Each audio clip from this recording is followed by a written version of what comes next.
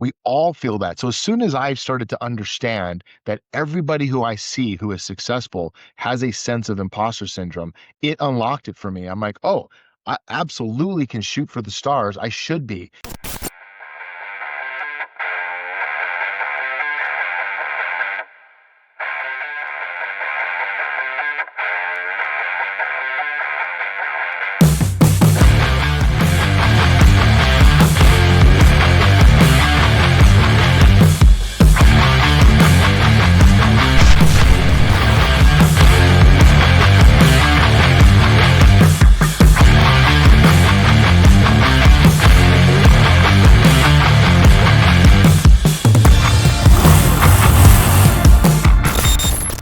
Hi, everybody. Happy New Year. It is a new year, new you, right? Or maybe not. We're going to talk about that. We are kicking off the new year with reframing resolutions for success. I am your host, Tami Sharp. I am joined by my partner in all things, Chris Zamora. We have one of our team members, Mike Brown. I'm going to have you introduce yourself in just a moment. And we have a new special guest. I'm going to have Rayne introduce himself in just a moment as well. This is the Blah, Blah, Blah Something Wellness podcast where you should be getting something out of it. The whole point of this podcast is to bring you the tools, the tips, the resources, the people, everything, bypassing budgets and bureaucracy just to give the audience what you need. So with that, Mike, please introduce yourself. Great. Happy New Year, everyone. 2026. I'm Mike Brown. I'm out in Los Angeles. I'm a federal special agent in charge. I've been, doing this for 20 something years, prior military. Most of the work that I've done has been large scale, multifaceted criminal enterprise cases, been on SWAT, been a supervisor. So kind of just run the gamut, across the agency and opportunities, do a lot of teaching, coaching. And then recently I've joined law enforcement coaching group as a coach for them. And I'm happy to be part of the team and looking to see what we do this year. Awesome. Rayne.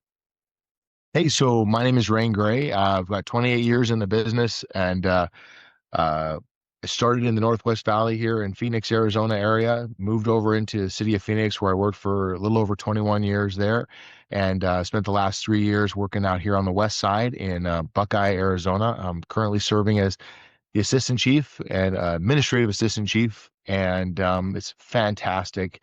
On a personal note, I've spent many, many years running ultramarathons and triathlons and things like that, and so I like to spend a lot of time inside my head when I'm out on the trails. And but I also love taking opportunities like this to podcast and talk to folks about what we do and how we do it.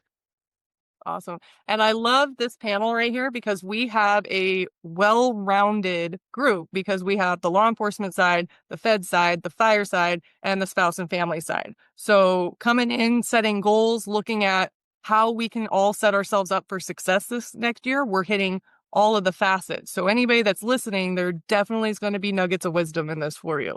So with that said, let's start the baseline with, we're talking about resolutions. And this is a conversation that happens this time of year everywhere we go because everybody's got their resolutions.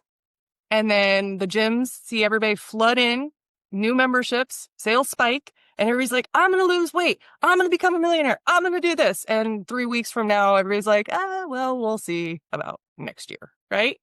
So I want to talk about mindset and I want to talk about the resolutions. So for you guys, first, do you guys set resolutions?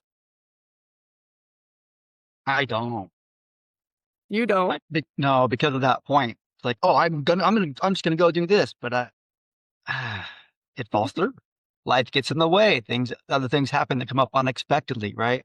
I'm learning to reframe that better, right? Going forward, instead of just setting this goal and having the eye on the prize, and the only success is achieving the success, whatever that might be. And instead looking at it more as an experience or like an opportunity to learn and grow something to try. I'm kind of beta test it. I would like to, let's just say it's a gym thing. I'm going to get back and working out. Well, for me, I could say, I'm going to get up at 6 o'clock every day. I'm going to go to the gym. I'm going to try to max out my bench, whatever your objective and goal is. But I just know from past history of myself, life is too flexible. Things come up, kids get sick. I have operations. We have a late night, and then you don't get consistent.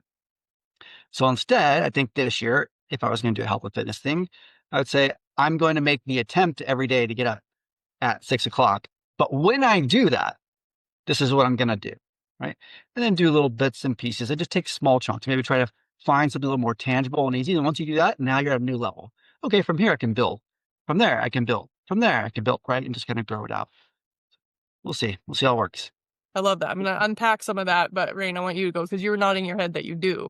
Yeah. So when Mike said, no, I don't, I was like, no, no, no, you have to set expectations for the year.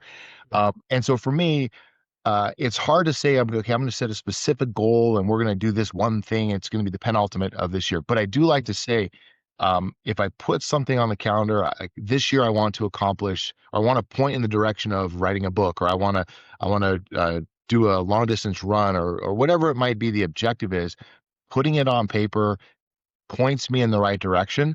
And so personally and professionally, I see that it's really imperative to, I know it's funny because we do it at the beginning of the year every single time, but it's just an opportunity to say, okay, what are the things that I would like to be working on? And am I doing those things? And if not, why not? What are the obstacles? And so set them on set them on a piece of paper or in the phone on a note, and just say, okay, I'm going to put this down as something I want to work toward, and then build out the pathway to getting there.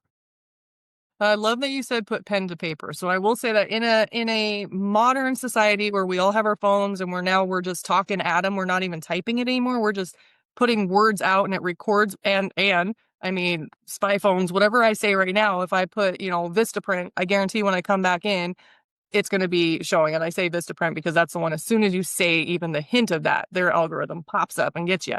So we're not putting much thought into our thoughts. We're just putting them out. So it is so important to actually take pen to paper, write it down because it's energy. And when you put it out of your mind onto paper, you're now you're bringing it from the ethers into the human playing field, and it's energy that's going to help you move it forward. And I can tell you guys right now, so I always have, this is my background. This is like my professional corner. I got my nice wall with all these things that tell you that I know how to do some stuff, and my books that I grab from all the time. This is my law enforcement coaching professional side. The other side of the room is my Tami woo-woo side. I have my vision board. I have positive affirmations and all sorts of stuff. And then on this side in front of me, I have my business direction board. It's not a vision board. It's what I'm going to do.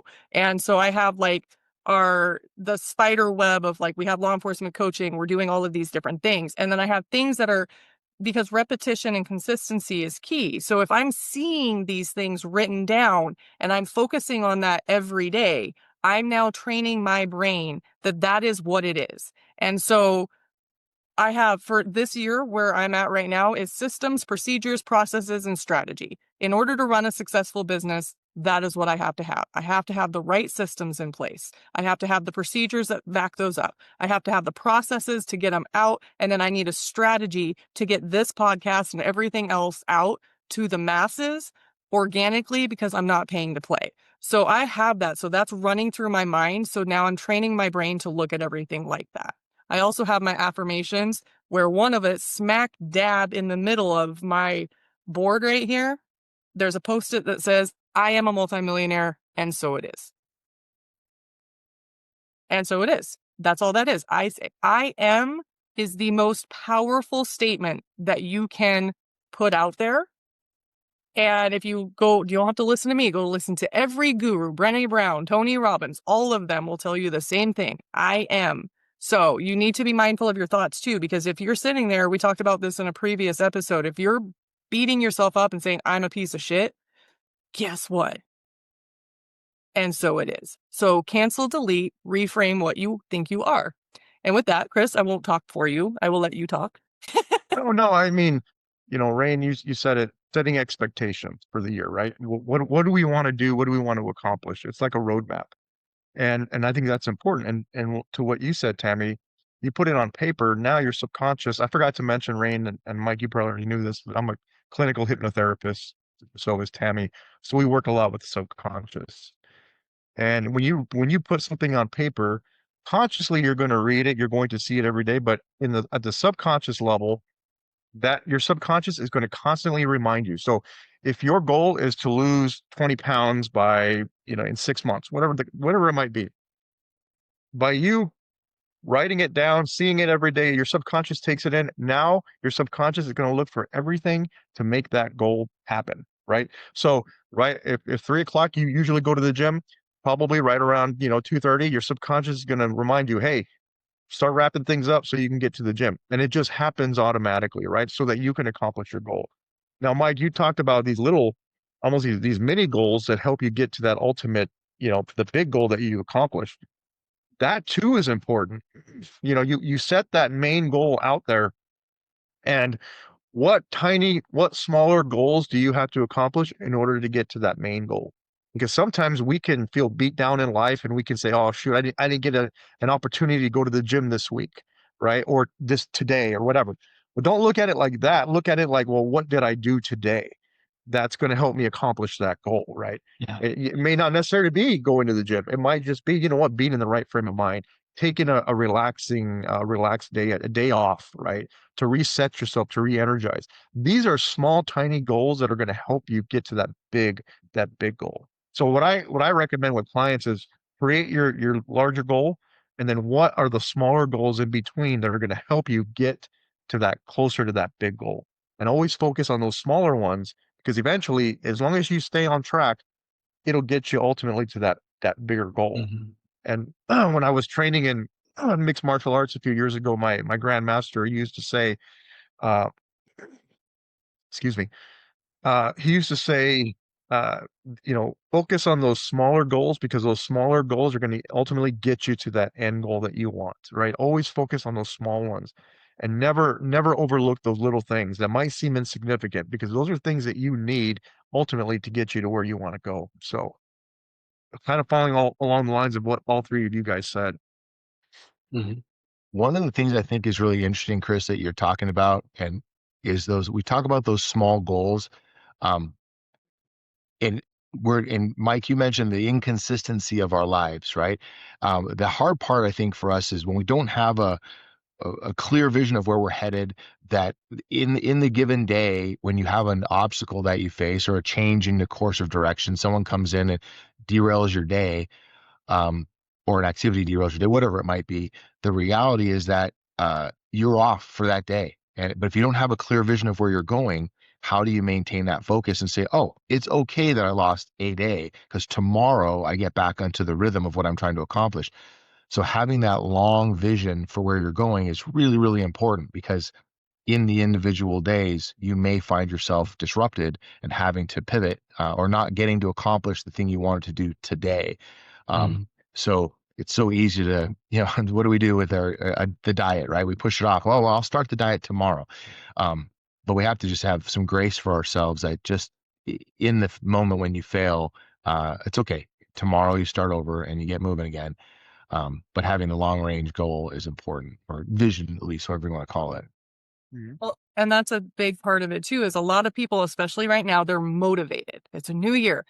And I don't understand this mindset, because everybody does this every year where, 2025 was a dumpster fire. This year is going to be better.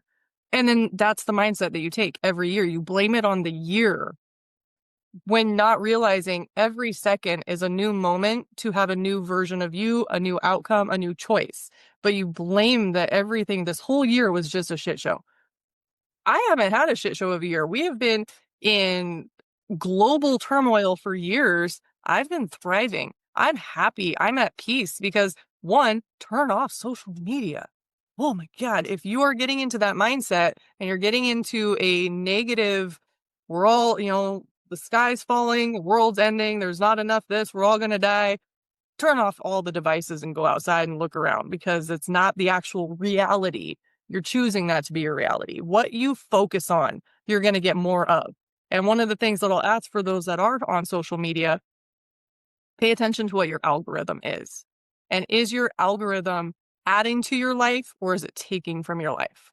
And if if it is negative all the time, you want to make sure, maybe unfollow some of that and go put in some of the people that are very positive, so that you switch that energy up. My algorithm is a hodgepodge. It's mostly very positive, but because I work with cops, I get body cam footage, I get everything thrown at me all the time.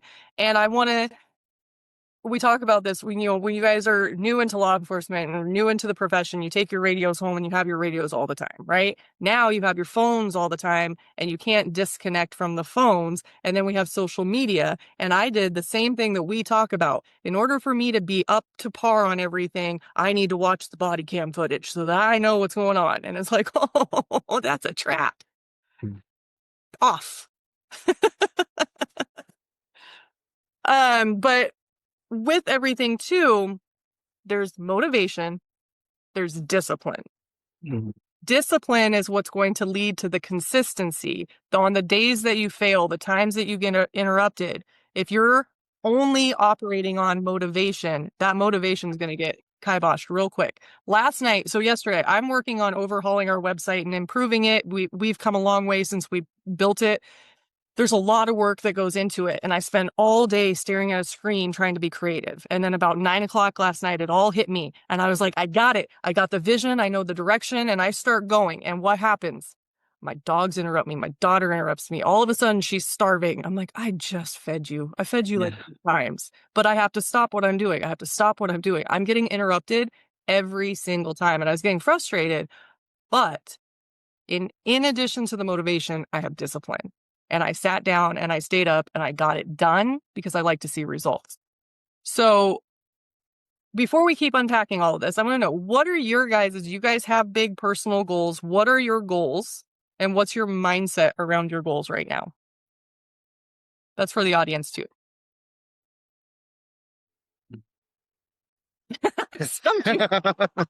I start off earlier saying I'm not setting that big goal, that resolution. I'm kind of trying to identify smaller aspects and just accomplish that and set a new baseline, right? And then, so I know fitness is a big thing, health is a big thing for these resolutions. So, like for me, instead of saying I'm going to get up every day and go to the gym and I'm going to drop 10 pounds, instead, can I get up every day? First off, right? Can I do that? All right, cool. Let me put on my PE clothes, right? Or whatever. Let me get my gym clothes on.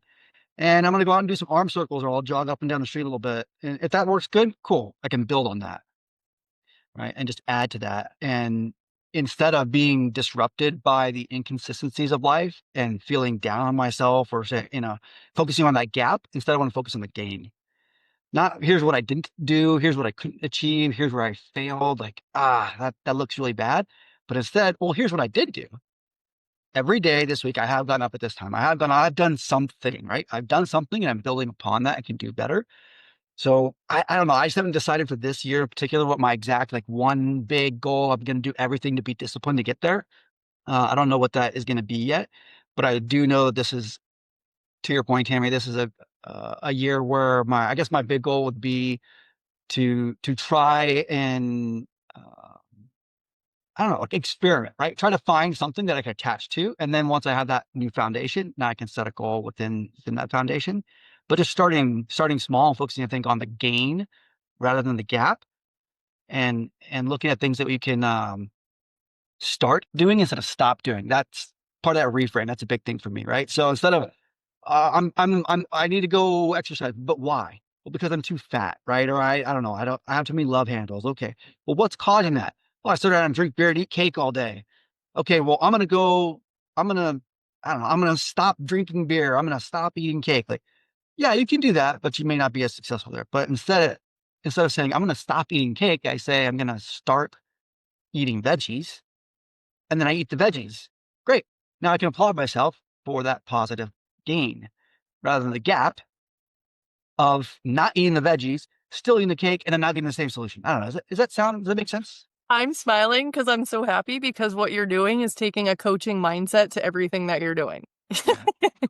And so you're building on all of the coaching tools and looking at the little wins, and it's muscle memory. Because if you do something consistently every day for 30 days, you are now creating new habits, neural pathways. Your brain will start automatically doing that. And it's small micro doses of consistency. So for me, I have glass shower doors. I'm in Arizona. We have hard water. It destroys everything.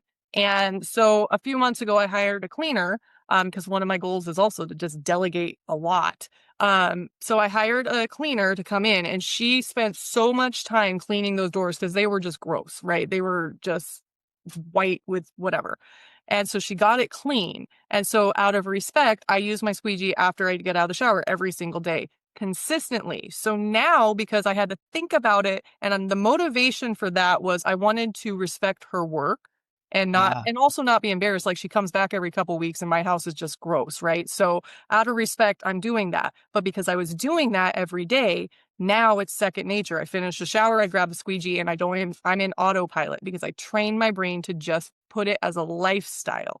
That is a big key to success, is creating the lifestyle. And I also like what you said too, because if you try to stop doing something, you're going to focus on the lack. If you're like, I'm going to give up cake. Well, now all you're focusing is, I can't have cake. Now I really want cake.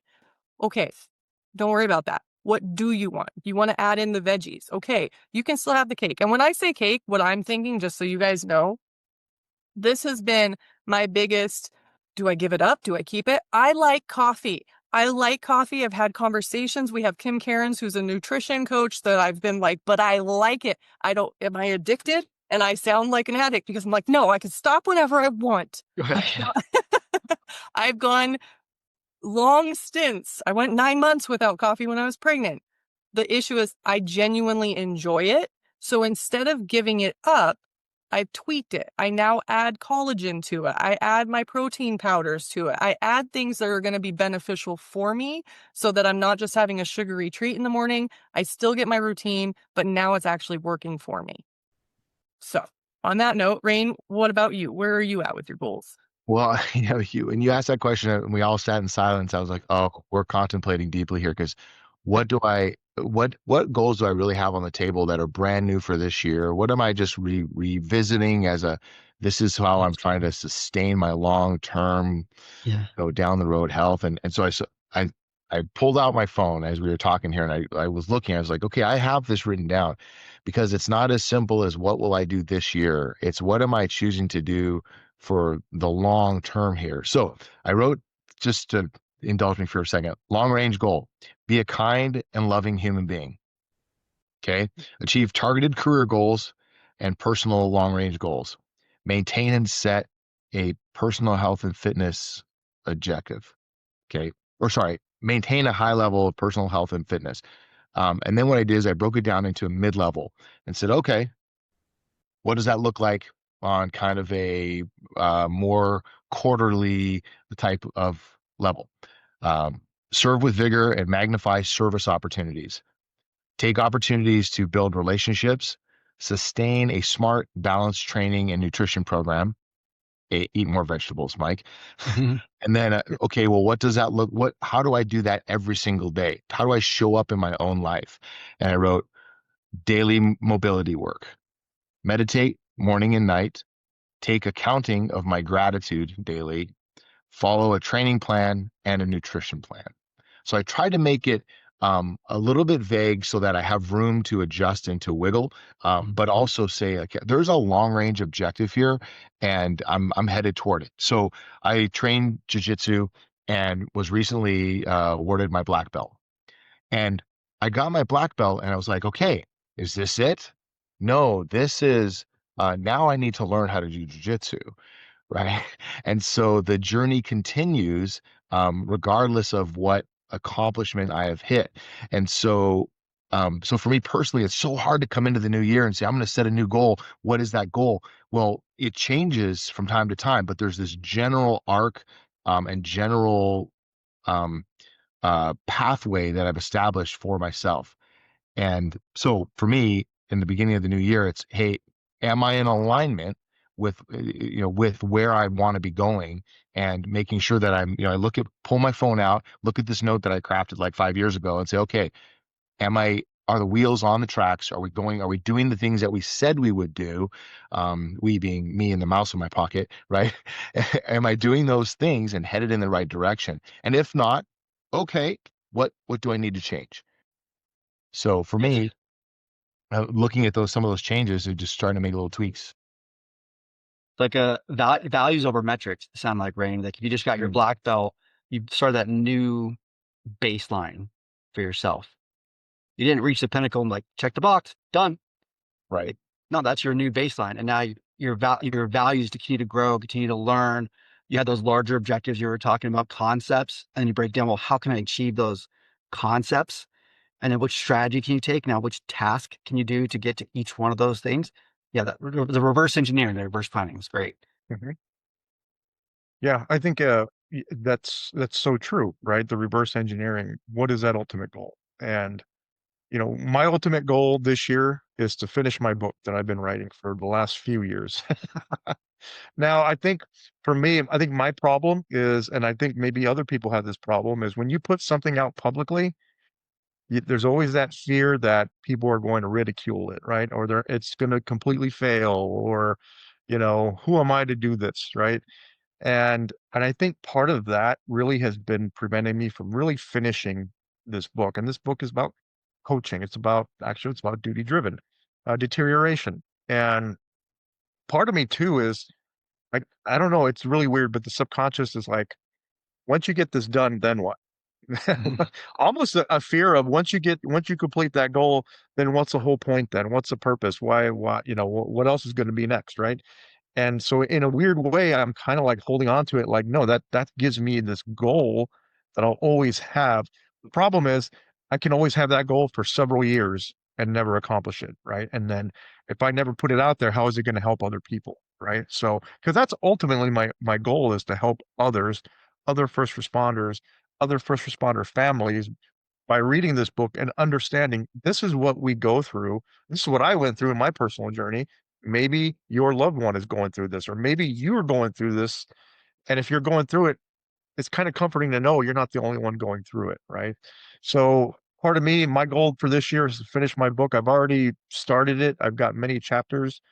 It's just fine tuning it, tweaking it, and then saying, okay, now let's send it to a publisher. Because now, once the word publisher comes into mind, that's when all the confusion starts to happen. That's when all the noise starts to happen, like legalities and what publisher, who do I do this to? How do I do this?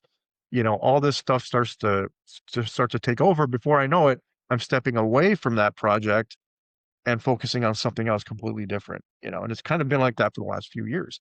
So this year, 2026, my goal, finish it, get it done, publish it, and whatever will be, will be. Some people might resonate with it, some might not, but my goal, get it done. Nice. There's so much I want to unpack in all of the stuff that you just said. So, first, you said one key thing that a lot of people get into their mind when they have a big goal and they're stepping out of their comfort zone and they want to go achieve something, especially that's going to be in the public eye.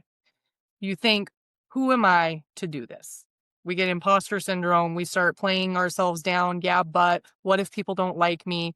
And here's what we have to say to that. And I had to go through this when I started. Chris and I are the founders and CEO of Law Enforcement Coaching. I am the only civilian on the team. I grew up in a law enforcement household. I'm in a law enforcement relationship, and I coach cops on a daily, and I talk to chiefs and departments weekly, daily. But who am I to do this? So I had to sit with that. I'm like, who am I to come in and sit at the head of the table across from a sheriff or a chief, which I've done as an authority figure in wellness, and tell them, hey, let's look at what we can do to improve. Who am I to do that? And here's what I say to that. Who am I not to? Because last I checked, the suicide rates haven't changed. Last I checked, wellness has not been figured out. People are trying, but nobody has had the magic button or pill or fix to it.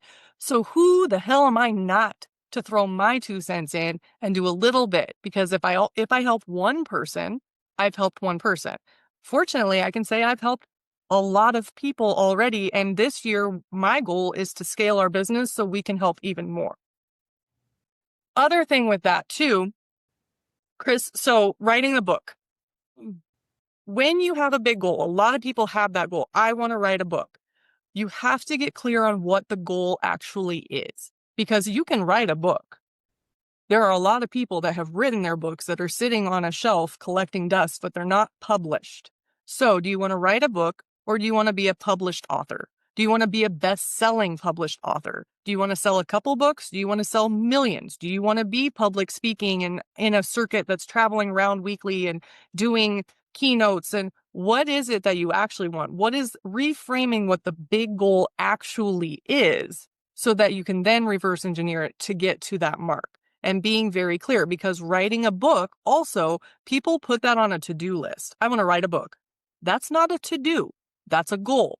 The to-do would be write an outline for the book, write a chapter, get a title of a chapter. What is the book about? Who do you want to help? And I will say this to everybody, especially in the wellness space. We all have our stories, and the stories matter. People want to hear like, oh, wow, you went through that. I can relate to that. If you're trying to sell something, you need to focus at 90% what's in it for the audience you're trying to sell. Nobody cares about what you do, how you do it, and why you do it. They care about how you do it for them, how it resonates for them. So those speakers and people that are getting up, like give you a 90-minute presentation on their selves with nothing else. I just want to give you a little bit of coaching. You can be much more successful if you give your audience a whole lot of goods. Okay. So that's my little 2 cents. So there's also, we have a friend of ours that wants to do a TED Talk this next year. So when you have those goals, not only do you need to figure out, okay, here's my goal. This is what I need to do to reverse engineer it back to small baby steps. You also need to surround yourself by people that do it, that have already done it. Chris, you want to publish a book. So who are we going to hang out with this year? We're going to make new friends. I'm going to put this out there to the audience. All of the people in the law enforcement space that have published books and have figured it out. Hi, new friend. Let's hang out. We need to know how to do it. Yeah, definitely contact us, call us, let's have a conversation. And I want to give a shout out because I think Randy Sutton is an amazing person. Randy Sutton has done a whole lot of stuff in the wellness space. He's got his book out and all of these things. And he's humble and he's down to earth. And when we met him in person at the Wounded Blue in Vegas, Chris had mentioned he's wanting to publish the book. The first thing that guy did was pull out his phone and be like, let me contact my publisher and get you in contact. That's how you should be. Don't hoard and gatekeep because you figure out and you're so scared that somebody else is going to be successful. If you're truly successful, share it. And one last thing, and I'll let you guys talk again. See, my coffee's kicking in. I told you. Those that criticize, especially on social media, but those that criticize and are haters, those are people that haven't done it. Those are people that have held themselves back from reaching whatever goals. And so instead of supporting you, they're going to do the crabs in a bucket trying to pull you down to their level. You will have haters. You know you're on the right path when you get haters, when you have people coming at you and you trigger people because you're making them actually look at themselves being like, oh shit. And instead of looking at themselves and doing the work to get better, they just want to dim your shine. So those that have actually done the work and have succeeded at it and know what they're doing and they're confident, when Chris says, hey, I want to publish a book, those that have done it, like Randy, are going to be like, fuck yeah, let's go. This is how you do it. Let's go hang out. So surround yourself with those people. I'm on a huge tangent, but you truly are a reflection of the people that you spend the most time with. And if they're negative, maybe recalibrate your friends. Okay. Your turn. Can I just say, when you were talking kind of to Chris's objective about writing a book, and you were talking about, you should be striving to be a New York Times bestseller, blah blah blah. I started having anxiety, like, oh my God, you're setting this bar so high. And I'm not saying that you shouldn't, absolutely should, but I was like, holy mackerel. I know because I've sat down on my to-do list is, hey, write a book, and yet, what have I done? I have an outline, just to be clear. I have done one. But the idea, I just want to push out. I want to push the story out. I want to push the content out. But man, the idea seems so far-reaching to think that I would aspire for something more than that, beyond just publishing the book. But to your point, if you don't aim. If you're not aiming way out there, if you're not aiming for the stars, as they say, right, then you're never going to go anywhere. If you're just looking at getting inside the atmosphere, then yeah, maybe that's all you'll ever do. So I have a question for you. So you felt like some anxiety. So let me ask you this. Was it anxiety? Fear? Yes. But anxiety or excitement? Excitement at the possibility. No, anxiety. It was overwhelming. Right? Overwhelming. Yeah, I would say that it was more of a fear. The word I wrote down was fear of failure, right? Okay. Or that's the phrase I wrote down. And I think that go back, like, what is it that keeps us from even starting a lot of these aspirational things? It's this fear that I'm not enough, right? That I'm not the right person to be doing it. Who am I to even consider this? The imposter syndrome that you mentioned. I've floated the idea of imposter syndrome out to some very accomplished people over the years, again and again and again. And what they all say is, oh yeah, we all feel that way. Mhm. We all feel that. So as soon as I started to understand that everybody who I see who is successful has a sense of imposter syndrome, it unlocked it for me. I'm like, oh, I absolutely can shoot for the stars. I should be. So I guess it wasn't so much anxiety as it was I was feeling a little reticent that I had not set the bar higher for myself. I was like, oh, okay. I'm feeling anxious now because I said, just write a book, Rain. I didn't say make it a bestseller. I didn't say make it the most well read. I didn't say make it the best fire service book out there. I just said write a book. I diminished my own light by saying I could be doing more.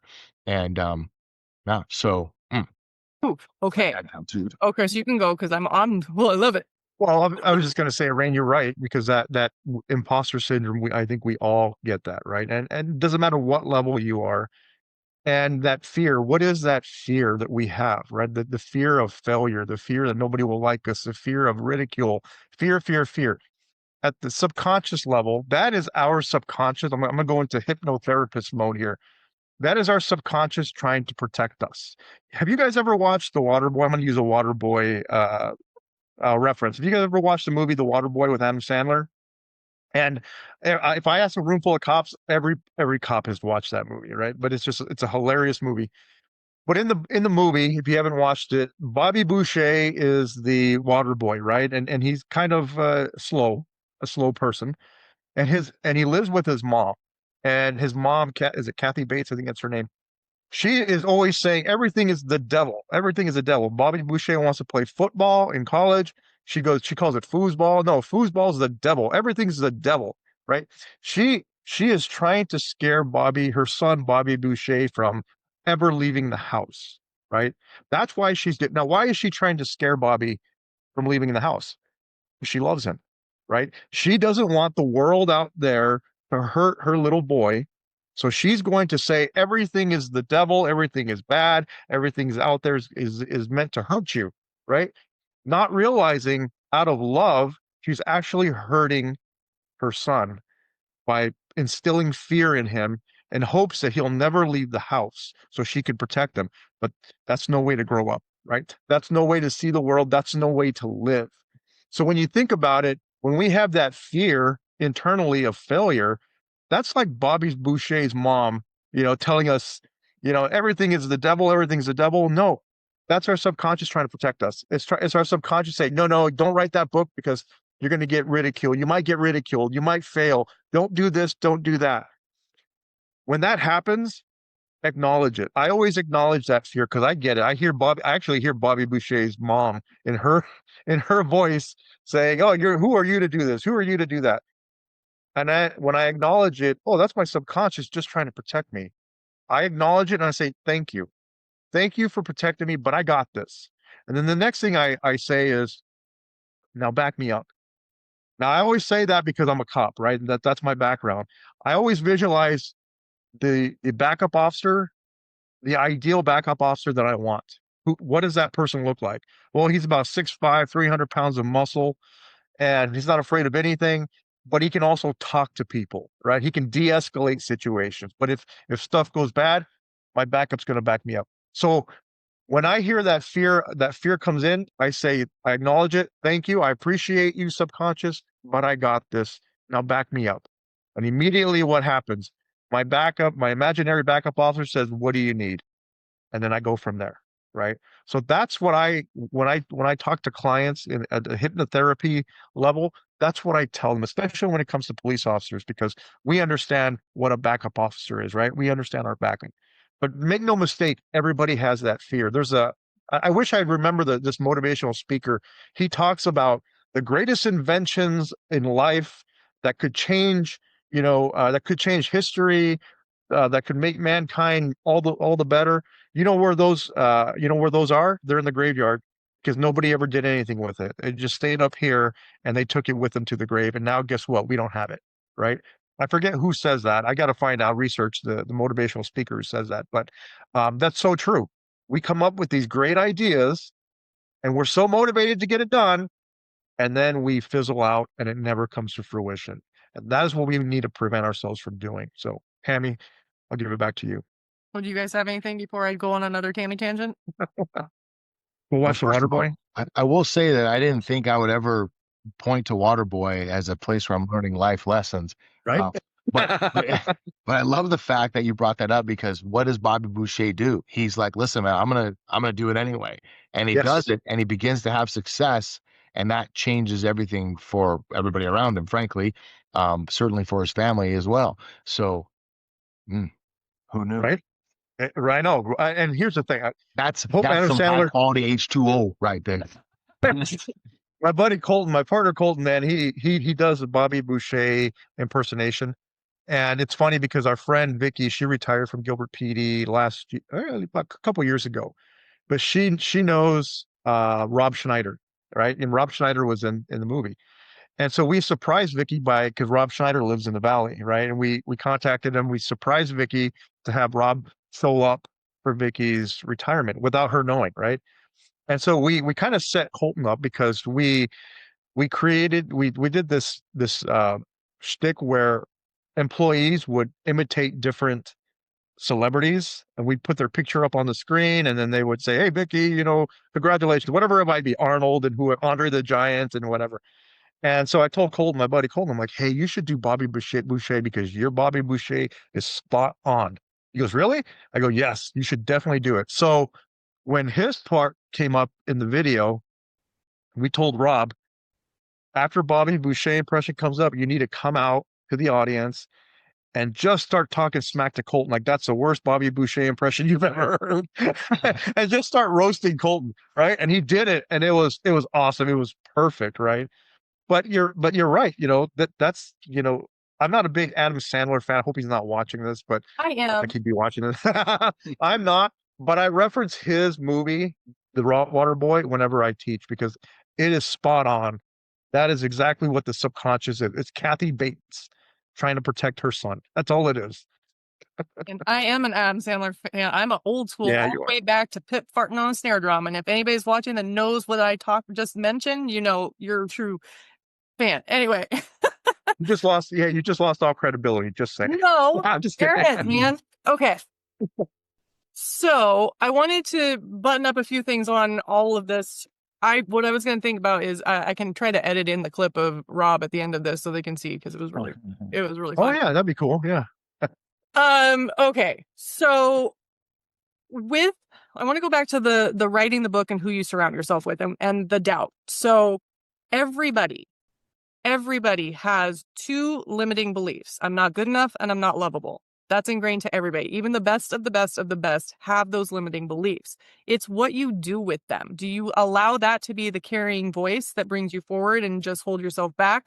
Or you just step into the acceptance of who you are? And this is what I personally do. Am I perfect? No. If you've seen any of these podcasts, a lot of people think I have ADHD. I don't.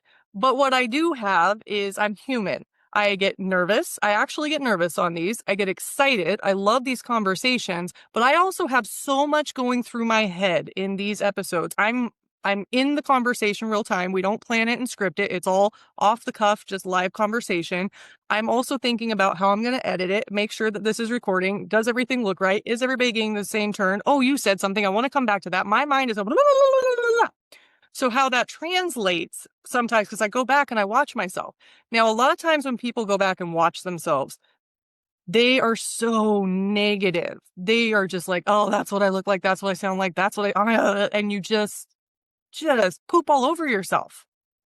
So what I would say, if you are in that space, watch it 3 times. First, you go through and you do the self-deprecating, oh my God, that's what, blah, blah, blah. Okay. Then go back and watch it again with kind eyes. Because when I go back and watch something, I'm like, oh, I felt in my mind I sounded way dumb, but it actually translated out coherent most of the time. But I've also accepted who I am. Some people are not going to like me. Some people are going to watch one of these episodes and never watch this podcast again. Fine. Toodaloo. There's others that are going to be like, oh, like this is actually something. Like they're actually giving useful information, not just talking about themselves. There's going to be people that don't like me but like the guests. And then there's also going to be an audience that's like, haha, she talks like I do. Chickens, squirrels, shiny object, whoo, and resonate with me. So am I going to try to change my personality to placate and appease the audience? No, I'm going to be me. Take it or leave it. This is what you get. The one thing that I pride myself on the most is I'm super honest, a little bit too much. The podcast has already been rated explicit, and that's my fault. Because I just cuss and I'm real. So when you show up and you want to do these things, and we're talking about all these external, writing a book and doing TED Talks and podcasts and all this stuff, but I want to bring it back into the departments. Because everybody that's in the department is going through all of this stuff too. You have your younger officers and firefighters that want to promote, but who am I to be a sergeant? Who am I to be the chief? Who am I to run a department? Who am I to go out and do all of this? Everybody's dealing with their own imposter syndrome. You get somebody that really, really, really, really, really wanted to be a sergeant, and now they are, and they're freaking out on the inside. And then the odds are, we talk about this a lot, if you have somebody that is in a leadership position and they're not doing great, let's unpack that a little bit. If you have a leader that will not listen to anybody else, they think they know everything, they are kind of a narcissist, they are just, this is my way or the highway, they're usually insecure. Sorry, guys. Sorry that have the big egos, but there is over masking of a very loud, I'm not good enough voice that's going on in their head. So the way that you can overcome that, if you are the person that has to deal with that, have a little compassion. Just because you have a title does not mean that makes the leader. There are so many leaders in a department that do not have titles. So if you have bad leadership, don't learn from them what to do, learn what not to do, and go be a better leader and step up. Does that all make sense? You guys tracking where I'm at? I don't want to be talking too much shit, but there are a lot of people that are in leadership positions that could benefit from self-awareness. So, also, with those that are in the leadership positions or wanting to be in the leadership positions, again, surrounding yourself. If you're in a department that has toxic leadership and you don't want to be a toxic leader, reach out. The remote, I don't have anything near me, I don't have a hang out with, or there's nothing in my vicinity of those resources, that is a dead excuse because we have the internet. So you can reach out and connect yourself with people that are like-minded, like energy, positive resources in your industry, but then also in these other industries. And if you really are in a remote place that you don't have access to a lot of resources, tune into the podcast. Surround yourself. I surround myself with books, authors, those that have already done it, and I read. I'm an avid reader. I like to get that stuff in because, again, everything's energy. What do you guys have to say about all that? Good. I'm still hearing Kathy Bates' voice in my Oh head. my God. So, Tami, with all the, we've talked a lot about the setting big goals, knowing where you're going. It can be overwhelming. You can have the imposter syndrome, right? I find another big issue when we're looking to reframe things is also, how do I even know it's the right one to do? Ooh, good one. Right? So, we just go back to fitness. It's like very easy. It's kind of rudimentary to understand. I want to get better. I want to get stronger. I want to get faster. Okay, how? Like, what does that mean? What does that actually look like? Why are you trying to get that way? Which way do you want to do that? Do you want to do it at a gym membership? Do you want to do it in your own garage? Do you want to do it with hot yoga, or do you want to do it with barbells and big, massive chains? Like, I don't know. Why? Which one is going to help suit you better? How do you know which path to choose? I love that. There's so many options. My 3-second solution to that is just try. You pick something, you evaluate it. Go down a tree, the big goal, what are some options? This one works, this one doesn't, and kind of filter and funnel. Then you get a handful of things, say maybe your top 5 things, and then just try. You'll try one, experiment, get some feedback, lessons learned. I liked it. It worked. Keep doing it, or make tweaks, right? Just even if it's just 10% better. Like for me, again, I want to be more consistent with the working out, but I know it's not really, fitting my lifestyle. So that's not my goal because I don't want to feel let down. But I know if I'm getting up at least at the same time and starting to get out and move and do things like that, I'm 10% better. Build that new foundation and then just grow. Then from there, I can keep doing that, or I can switch and pivot. I don't know. But how do you guys know, like, what are your which way is the right path? Well, you said it. Why? Right? Why do you want to accomplish this? Right? Somebody can come to you, or one of my clients came to me once. I want to lose weight. Okay. Now, most people will ask, well, how much weight do you want to lose by what date? Mm-hmm. Well, I want to know is the why. Why do you want to lose weight? Well, because my 8-year-old kid is very active, and I get really tired when we're running around in the park. So I want to lose weight so that I can go hang out with my kid. Okay, so you don't want to lose weight to lose weight. You want to lose weight to spend more quality time with your kid in the park. That is your why. See, that is that person's why, not just I want to lose 10 pounds. Mm-hmm. Okay, yes, because we're always going to get that. I want to lose 10 pounds, 20 pounds, whatever it might be. But why? The why is what's going to push you to complete that goal. The why in that case, I want quality time with her son. That's why, right? And one of the questions that I ask clients is, what are you going to do when if your motivation runs out? What are you prepared to do to reinvigorate that motivation, right? Because yes, because that's what happens. Our motivation fizzles out. Now, what are we going to do to reignite it again? Right? That's the key. And if you know the why you want to do this, that too, I want to spend quality time with my kids so I can go to the park and have a great time, because they're only 8 years old, 9 years old for so long, right? Before they grow up, they don't want to hang out with mom and dad, right? So that could be the motivator. Rayne, did you have something? So many things. So, this is the first thing that comes to my mind is when you talk about the why, I start thinking about strategic vision, right? We have to have this high level understanding of what we're trying to accomplish, or you're never going to get there. Yeah. And I'm also reminded of there's this children's book called The Horse, the Boy, the Fox, and the Mole. I don't remember who writes it, but it's a picture book, and there's some stories in there. And there's this one story where the horse and the boy are walking through some very high grass, and the boy can't see where they're going. And so he says to the horse, I don't know where we're going. What am I supposed to do? And the horse says, well, can you see your next step? Mm-hmm. He said, well, yeah, I can see the next step. He says, then take the next step.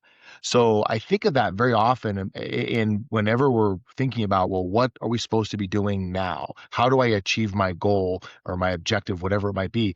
Well, what's the first right step? Take that step. You can say, like, one of the things I've said to myself over the last couple of years is, hey, I would like to be the chief of a fire department someday. And so, well, that's a very big goal. Well, what are the things that I need to do quarterly, yearly, monthly, daily to achieve that objective? And so I had to sit down and do some work to figure out what my right step was. So if I want to lose 10 pounds, there's 17 different ways to lose 10 pounds. So we have to sit down and do the work and figure out, well, how am I going to accomplish this? What fits my lifestyle? Because it may not be going to the gym. That just might be a non-starter for me. There's a person in my household who I'm not allowed to talk about, who might be my wife, who does not like going to the gym. So the idea of going to a gym with a bunch of people is absolutely repulsive to her. So that's a non-starter. So we sit down and go, well, what are my obstacles to lose? Well, what do I want to be able to do? I want to lose the weight. What's my why? Well, then what are the things I got to do to get there? Is it walking every day? Is that doable? Do I want to lift weights? Is that part of the process? Do I want to do jujitsu? Is that the thing? Right? Yeah. Maybe you could lose weight doing any one of those things, but they're all very different pathways to get there. So I think that sometimes we set these arbitrary goals without doing the work we need to do to really accomplish them. And then we're surprised when we fail. We didn't do the work on the front end to set ourselves up. I love all of it. Yes. So you just echoed what I was going to say. The gym. So with weight loss, especially for women, I've talked about this multiple times, and everybody can be like, you have not healed this. No, I haven't, because I'm perimenopausal. I'm in my 40s, and I am getting a crash course in hormones and how hard life gets real quick. All of the things. When I was in my 20s, if I gained a little bit of weight, I could skip lunch and I'd be fine. Yeah. Now, I could work out for 3 weeks and I'm going to gain 2 pounds, and I'm going to be like, what is going on? And so there is a whole psychological thing that's going on in there. So when it comes to the weight loss and the fitness, exactly what you just said. So for me, I don't like going to the gym.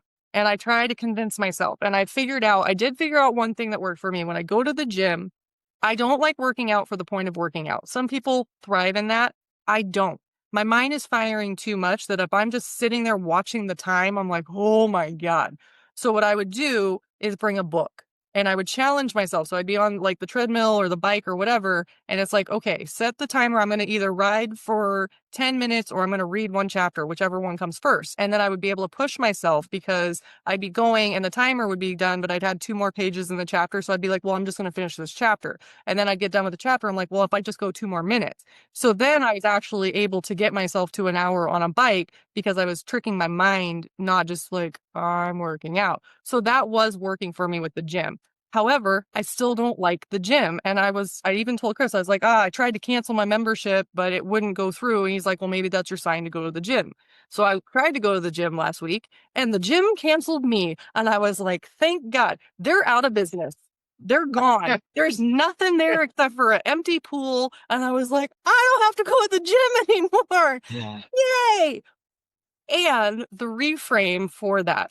What I do need to lose weight. I do need my body moving. I will say, for if you are in your late 30s and 40s, you have to get your body moving. Yoga, we talk about yoga and cops and fire. You guys are just good on fitness. Cops need to catch up a little bit. A lot of people are like, I don't want to do yoga.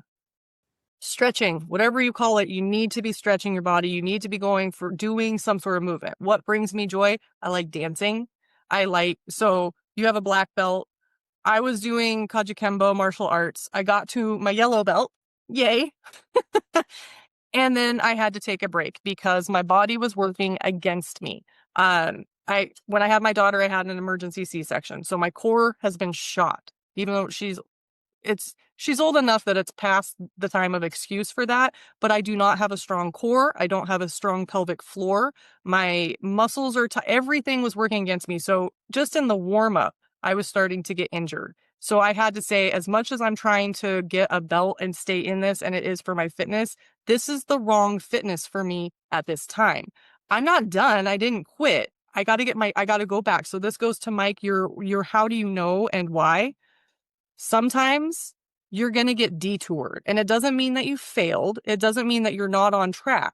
For me, what I had to do, I was trying to do yoga and martial arts at the same time, which are 2 opposite ends of I'm stretching and then I'm fiery, fighting, kicking ass and doing stuff.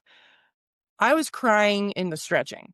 Like when I tried to do like a cobra pose, my back is just like, no, you can't do that. I have literally been ugly crying on the mat. So I'm like, okay, what's going on? I'm going to have to reverse it even more. And I went to a physical therapist being like, I can't do basic stretches. Something's wrong. I went to doctors, they misdiagnosed me, and I'm just like, whatever. Physical therapist let me know, hey, your abs aren't firing. Your back is doing all of the heavy lifting. You need to focus on your abs, right? So now I'm going through and readdressing what is actually going to work for me. It's not what my expectation was. My expectation last year is I should be a purple belt by now. I haven't stepped back into the dojo because I can't at the moment, right? So sometimes we have the expectation, we want that goal, but we have to, what I call recalibrating. That's my word of the year. It's not that you're failing. If you guys are shooting, right, and you're missing the target every single time and you're changing your stance and you're still missing, what are you going to do?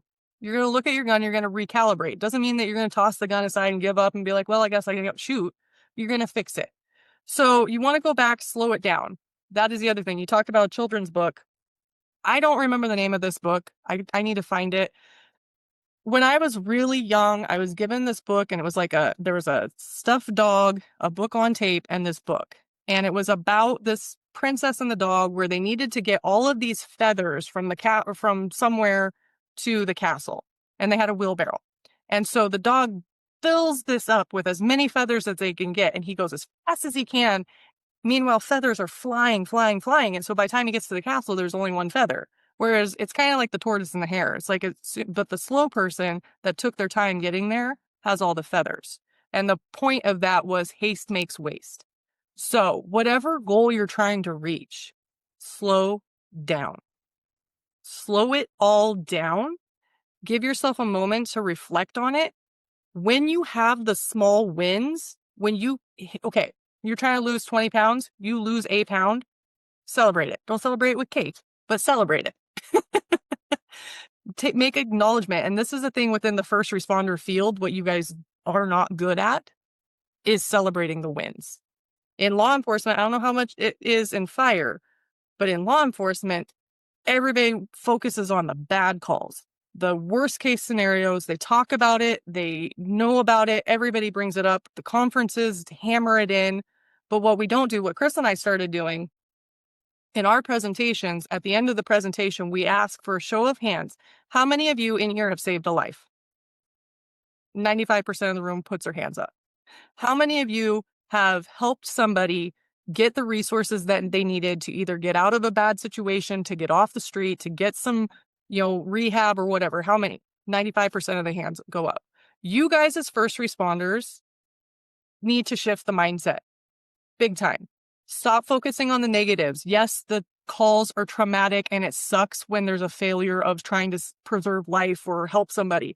But you guys are doing so much good for people across the country. And you guys don't even understand the ripple effect that has. You guys save, a cop shows up. Chris and I talked about this in a couple episodes where on Christmas, there was a woman that was out of gas and he helped get her to get the gas, paid for it. That little random act of kindness from a cop, I guarantee you whoever that woman is still remembers that. You made a difference in her day, her life, forever. So again, big Tami tangent, but focusing on the good in everything that you guys do, especially in the first responder field.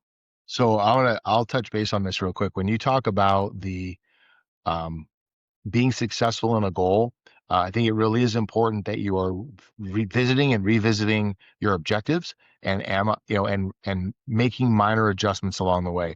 Because just because you set a goal at the beginning of the year and you said, okay, I'm going to do this big thing, this is my true north, my North Star, or whatever, I'm going to go accomplish this thing. Throughout the course of the year, you need to be making adjustments and realigning yourself because, to your point, it may not be working. You may not be having success. So what am I doing wrong? And how do I get myself realigned with what my objective is here? Or I may have had a disturbance in my family or something changed or what have you. And then the celebrating of the small wins, like recognizing that you're on track is really important. All right, we're making progress. We're heading in the right direction. We're building a head of steam and some momentum here, and that will help us be successful at the long run. And recognizing sometimes that maybe you said those small wins are really important, and you may accomplish your objective, or your objective might have to change slightly at the end of the year, and then you recalibrate, right? Depending on the time frame you gave yourself. So I'll give you a quick example here, and I don't know how much time we have left, so I'll try not to belabor this, but years ago, I decided I wanted to run an Ironman triathlon. And my very first foray into this adventure, I was based on my training times. I was like, oh yeah, I can bust this out in 9 hours and 20 minutes. Now, for those who are uninitiated, an Ironman is a 2.4 mile swim, 112-mile bike ride, and a 26.2 mile run. It's pretty stupid, frankly. But based on all my training, I was like, yeah, 9 hours and 20 minutes. Now, for those of you who know, that is an elite level time. I am not an elite athlete. So I get out onto this race. The swim goes wonderfully. I come out right on time. I'm like, oh yeah, this is great. I'm kicking ass. This is fantastic. I get onto the bike. The first 25 miles or so are fantastic. I am flying along at a pace that is well beyond what I should be. So I start deciding, I gotta scale this down a little bit. I start by mile 80, I start having muscle cramps, and I'm like, ooh, we're starting to get into trouble here. Nutrition problems, not eating enough, not eating the right foods, etc. My inexperience begins to haunt me. I come in on the bike, I'm about 45 minutes behind my schedule. No problem.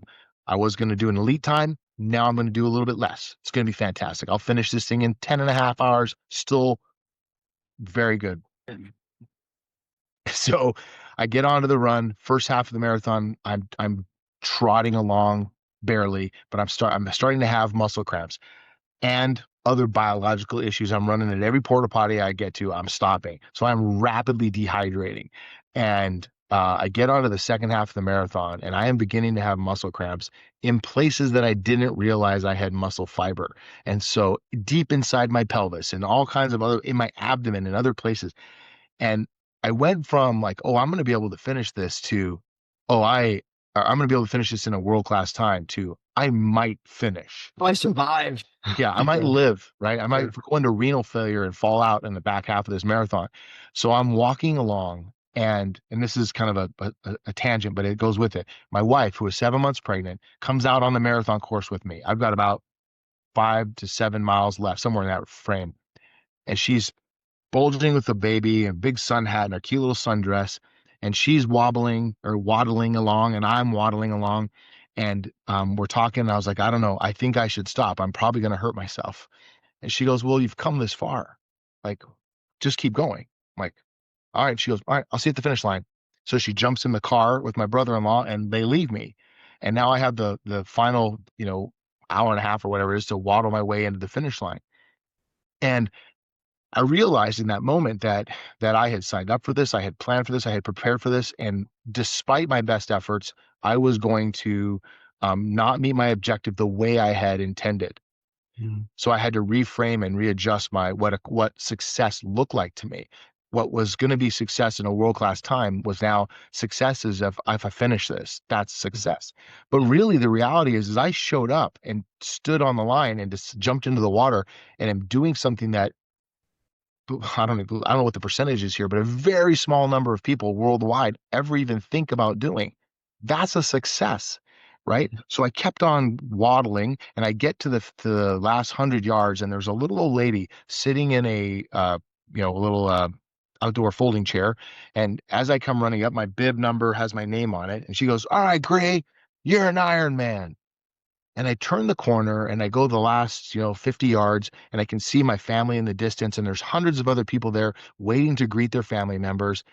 And I realized that, oh, accomplishment looks different every single time you toe the line. It looks different, and that's okay. So I took that, what I'll call a victory, right? I finished this in 13 hours and some change. And I was like, whoa, I did this thing. I had no idea what my frame of reference was, but I came out here, towed the line, I accomplished this. It was not pretty, and it was very uncomfortable. And now I have a story to tell, right? But I think it's important when we think about what our goals are, right? There was points in time when I was on that marathon course, and I'm like, why the hell am I doing this? I paid money to do this. Why am I out here? So I reevaluating my why throughout the course of the sufferfest, right? Reevaluating, why am I doing this? And then I said, okay, well, I have a reason. My reason is I want to do hard things. That's who I say I am. I am a person who leans into difficult situations. And so, okay, so you're going to keep moving. And I developed a mantra for myself: relentless forward progress. I will just take the next step, just take the next step, right? And so I think that we talk about all these goal setting, we're going into the new year, we're setting some goals, we're doing all this stuff. We got to do the homework, right? We got to prepare, do the homework, set ourselves up for success. Then we have to constantly reevaluate throughout the course of what we're doing. Why are we doing what we're doing? What is my true north? Why am I doing this thing? And then continue to take the next steps, right? We might have to revise our plan and readjust because things change for us. That's okay. Success is you started this thing and you're going to continue to nurture it and move it forward as you go along.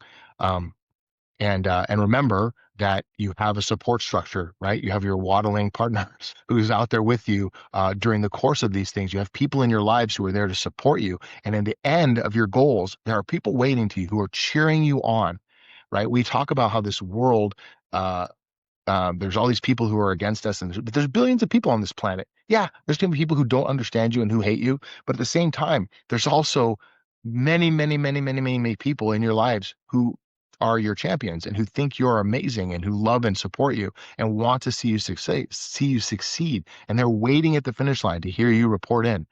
And whether I finished in 9.5 hours or I finished in 13 hours, uh, my family was there supporting me and cheering me on and super proud of me. And in my mind, I was like, oh, this is a failure. I barely finished this thing. But I finished 3 hours before the cutoff. That's a win, Yep. right? And I Amazing. finished with my family standing there and they were super Nice. proud of me. It's awesome.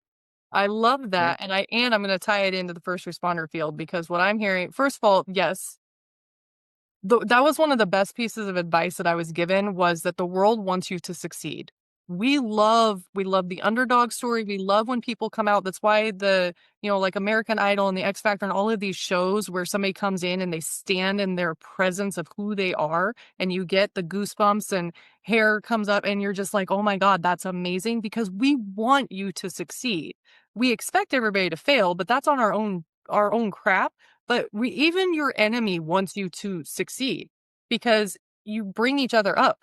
I talk about, we have somebody that in the wellness space that I can't stand, however, and I won't ever work with because I can't trust him. However, I'm thankful for that person, because if they weren't such a douchebag, I wouldn't be such a great leader. I'm super appreciative of what the failure that put me into this trajectory. And what I wanted to tie your story in to the first responder field, we're talking about big, lofty goals, right? However, there are first responders that are just trying to make it. They're at their 18 year, their 19 year. They might have a couple months or weeks until they can retire. And there are so many that can't see the forest through the trees. They're still in the thick of that mindset of, I don't think I can make it. I've come this far, but I don't think I can go. Everything's working against me. My body's working against me. The department's working against me. Everything. There's no hope. We're all, everybody hates the cop, blah, blah, blah, blah, blah, right? And then they tap out and they lose their pension. They lose all of that. And everybody, all of us, I mean, we can say, Chris and I watch it all the time, where we're like, what happened? Like, you were so close. Like, what? Why? You could have kept going. So to those first responders that are coming around, you're in the last stretch before retirement. If you are at that point where you can't see, or like Chris said, there's a fear too. Who are you after you hit that? Who are you going to become once you accomplish that goal? And now there's no sense of purpose or identity, and it's terrifying. And I think that's another reason why people tap out of their careers early, is because they're so scared. I lived in Maui for a long time, and I learned how to surf. And so I learned this because this is what I would do. We self-sabotage. I would go out. Sir, have you guys ever surfed? Mm-hmm. I think everybody should learn how to surf. It is such a religious experience. But you spend all this time paddling out. You're going against waves. You're ducking under. You're getting it. The hardest part of surfing is getting out. Yep. Like, the surfing part is nothing. That you do a whole lot of work for 2 seconds that maybe you get up and ride a wave. But the thing is, once you get out there, you wait for that perfect wave. You get it. You pop up, but then you psych yourself out and you bail because you're so afraid of getting pummeled by the wave or of life or wiping out that you throw yourself from the board. And I say that because that's what I would do all the time. I was so scared. If I would have just popped up and rode, I could have gone all the way to the beach smooth, but I would psych myself out and self-sabotage. So ride the wave, man. But truly, like, for those first responders that are sitting there rounding the corner to your retirement and you're like, I don't think I can make it. If your wife, I love that the pregnant wife showed up. I was going to say that she walked it and finished it, because that's what we do as women. It's just like, oh, you wuss, let's go. But no, if you don't have that support system, again, this is where shameless self-promotion, but reach out. I can't express that enough. Reach out to our team. Reach out to any of the guests that have been on here. Reach out to friends and people that are actually doing it.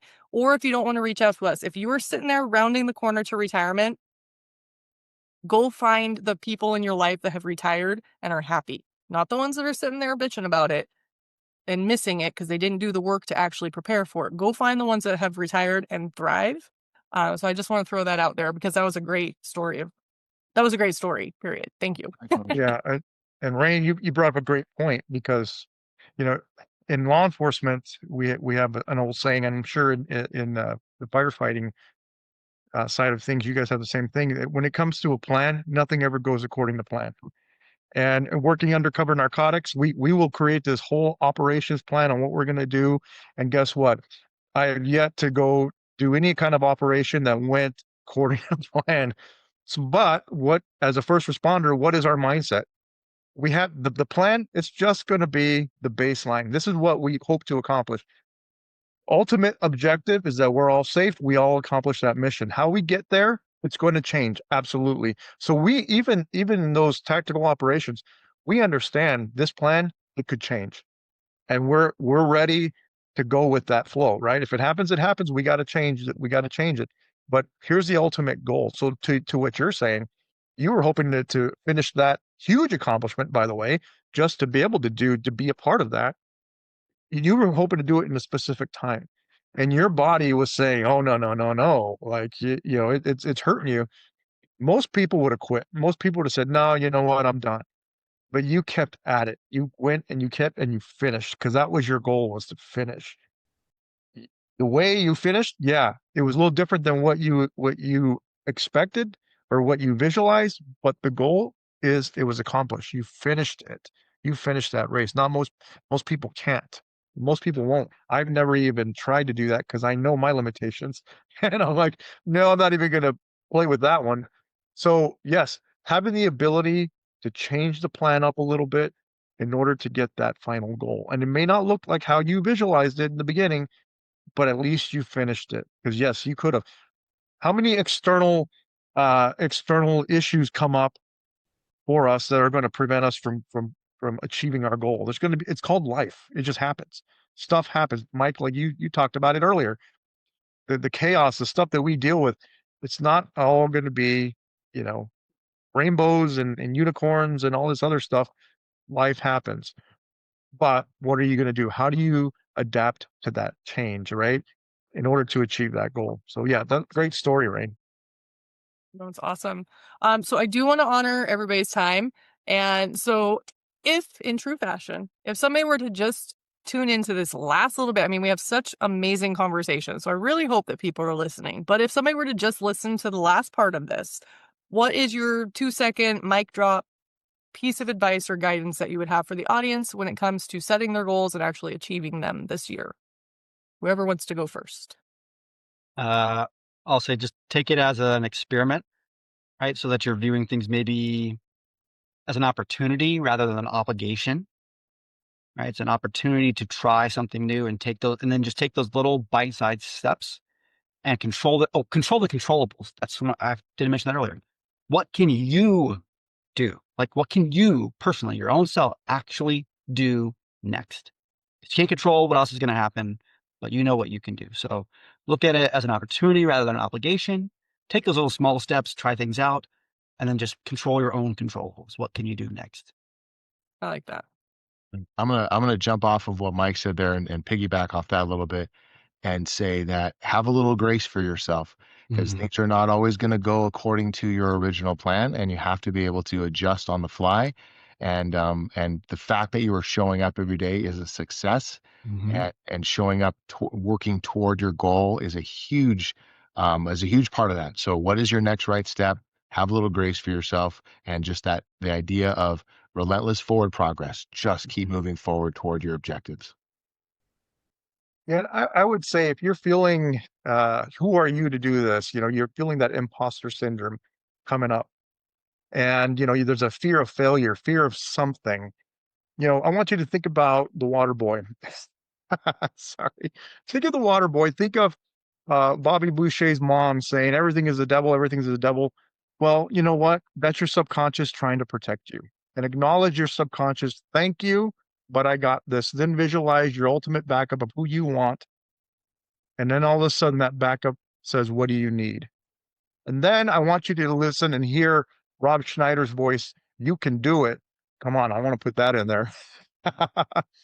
And really use that because again, that fear of failure, that fear of whatever it might be, It's just your subconscious trying to take care of you. Acknowledge it and then move forward. Continue with that ultimate goal. Tami, I'll turn it over to you. Well, I just want to say really quick too, for the first responders, especially law enforcement, Rob Schneider is a huge supporter of law enforcement. So give him that props because he definitely supports law enforcement. So wrapping it all up, there's a couple things. So the getting clear on what the goal actually is, like what do you want? What you guys talked about is why do you want it?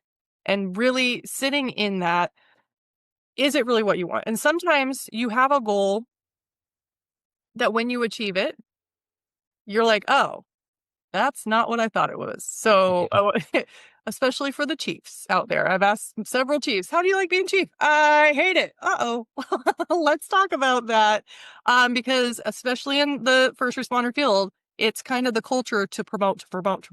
And you think you need to be promoting, where some people, one of the biggest clients that I have is people that got passed over for a promotion and they're all bitter about it. Well, I can't believe that person got it and da-da-da. And then I ask them, did you really want it? Did you think you want it or did you actually really want it? Let's look at the schedule that it would have been, the pressure that comes with it, and then when they really take a step back and look at it, they're like, oh, that actually wasn't the right time for me. Or yes, I do really want it. I learned from this and now I'm going to do it a different way to go make sure that you get it, right?